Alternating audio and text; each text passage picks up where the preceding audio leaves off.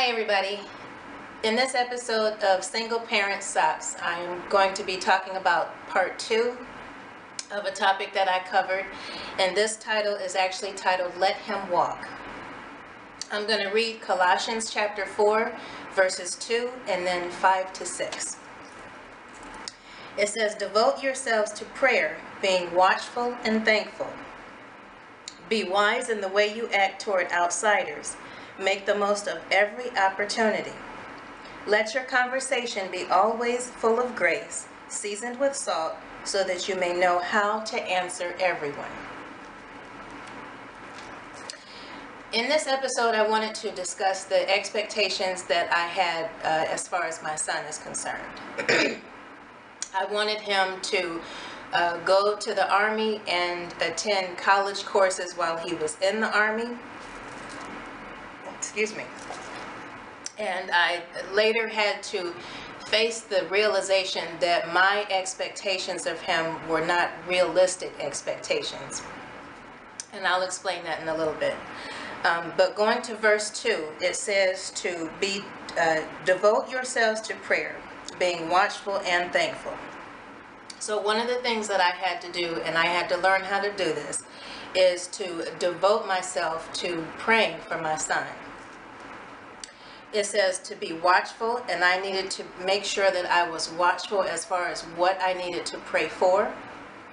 And it says to be thankful, and I needed to make sure that I kept myself in a thankful attitude and mindset that he was in God's care. And that's where I talked about in the first part of this series, where I said he doesn't belong to me. He belongs to God. In verse 5, it says, "Be wise in the way you act toward outsiders. Make the most of every opportunity." I needed to learn how to be wise in how I act toward, when it says being wise as far as how you act toward outsiders, I don't take it as just outsiders that are outside of the Christian belief. I believe this scripture is talking about outsiders that are outside of the knowledge that you have. So when life comes to me and my son, I have more knowledge about some things in life just because I've been here longer and made so many mistakes of my own.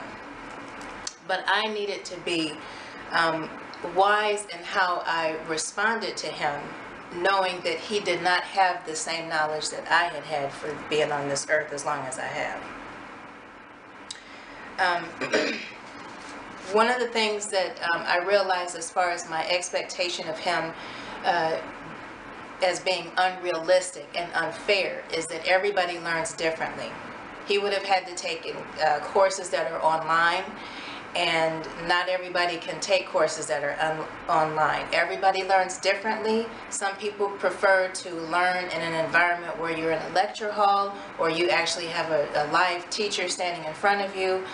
Some people prefer to learn just through reading material themselves.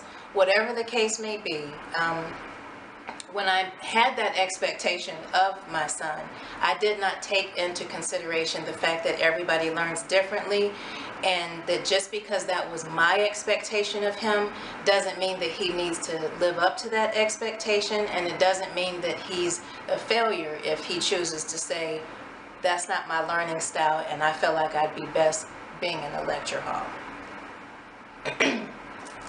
In verse 6, it says, "Let your conversation be always full of grace, seasoned with salt, so that you may know how to answer everyone."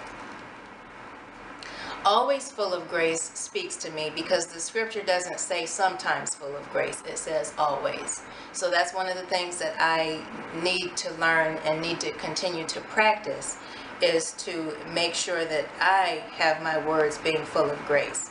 Knowing that God has forgiven me, knowing that God has shown grace towards me, so I need to make sure that I show grace towards my son and towards other people. It says to have your words seasoned with salt, and to me, salt adds it adds an appetizing effect to food. If you've had unsalted food, you know the difference between salt and unsalted food, and salted food just definitely tastes different, and many times it tastes better.